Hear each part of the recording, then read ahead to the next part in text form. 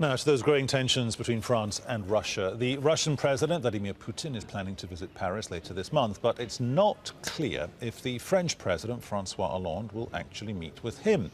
Now, that news comes as the French Foreign Minister accuses Russia of taking a dangerous line in Syria and is pushing for the International Criminal Court to investigate possible war crimes in Aleppo. Jean-Marc Ayrault says Moscow needs to work with France in finding a suitable outcome to the war.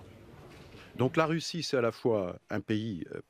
is a partner, not an adversary, but we have a deep disagreement and we need to say it. If the president decides to have the Russian president come here to France, it won't be to trade pleasantries. It will be to tell truths and find a way out of what is going on over there and to get Russia to realize that it is heading down a dangerous path. If it believes it will end with a victory, it's going to cause a massacre, and that's morally unacceptable. Politically, in our fight against terrorists, the results will be that terrorists will come out stronger, and France, which has been a target, cannot accept that.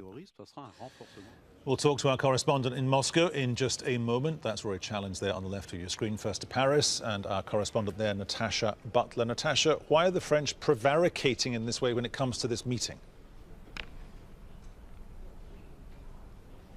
Well, this visit by the Russian president to France has been scheduled for a while now. In fact, it was talked about as far back as June. But as the time approaches, he is scheduled to be here next week. It's becoming increasingly awkward for the French president, François Hollande, and the French government because of Russia's involvement in Syria and particularly Aleppo. Now, France has condemned Russia's airstrikes on Aleppo repeatedly. The French president himself calling that bombardment a war crime and saying that those involved really should pay.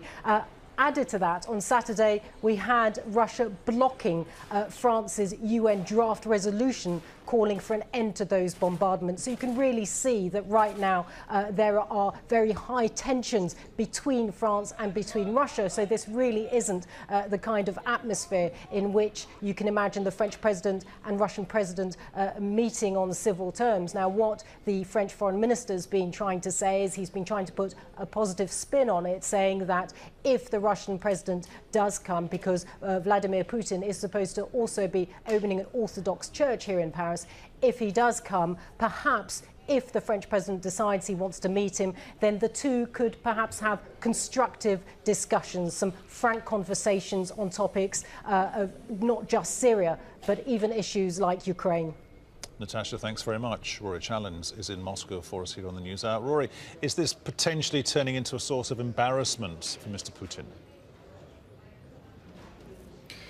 Well, the Kremlin at the moment are staying fairly calm about this, at least on the surface. So the spokesperson, Dmitry Peskov, made a comment earlier on today when he said that he thought that the trip to France on the 19th of October was carrying on as scheduled. There were no changes to the plans that were being made, and that was all he really had to say about it. He didn't mention at all this claim that France might be wanting to refer Russia to the International Criminal Court for war crimes in its bombardments of Aleppo.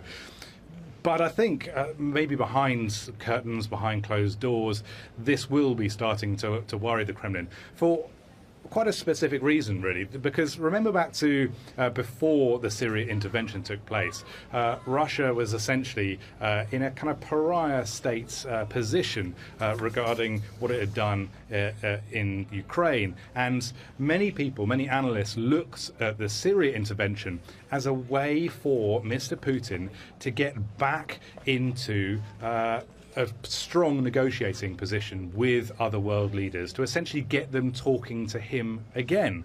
And that seemed to work because, of course, you know, there were high-profile communications and dialogues going on between the United States and Russia leading up to the ceasefire, which failed in Aleppo.